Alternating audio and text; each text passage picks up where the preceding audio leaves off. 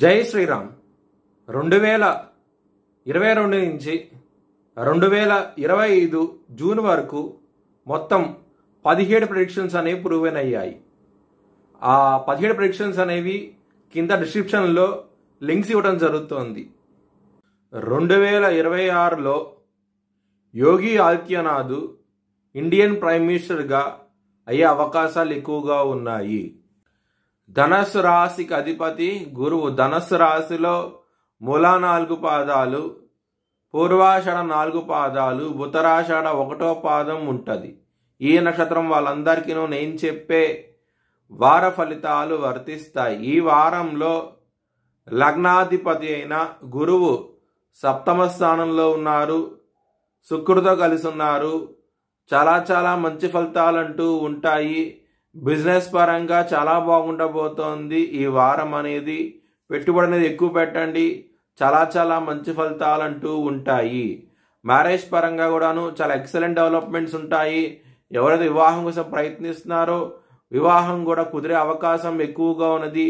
ఒకవేళ మీ జన్మ జాతకంలో కనుక దశలు అంతర్దశలు యోగించకుండా ఉంటే కనుక ఇది వర్తించదు.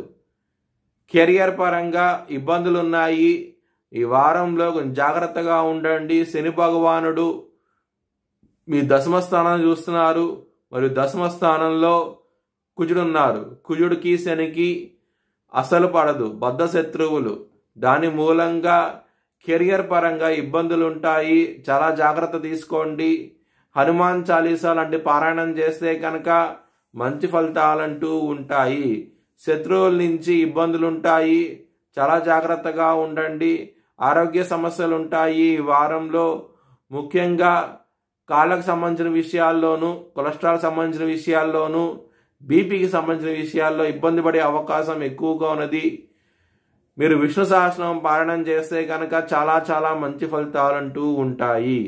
కుటుంబ సభ్యుల నుంచి మీకు ధనం రావడం జరుగుతుంది. చాలా ఆనందంగా ఉంటారు.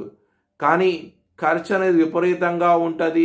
ఎందుకంటే 12వ స్థానం అధిపతి అయిన కుజుడు కన్యా రాశిలో ఉండి శని దృష్టి ఉండటం మూలంగా ఖర్చు విపరీతంగా ఉండే అవకాశం ఎక్కువగా ఉన్నది. ఈ వారంలో జాగ్రత్త తీసుకోండి. ఎవరైనా అసలు విదేశాలు వెళ్ళాలనుకుంటే కనుక ఈ వారం అనేది చాలా అనుకూలంగా ఉన్నది. మీ భవిష్యత్ వివరాల కోసమై హెచ్ఎల్ఎన్ జ్యోతిష్యాలను సంప్రదించండి.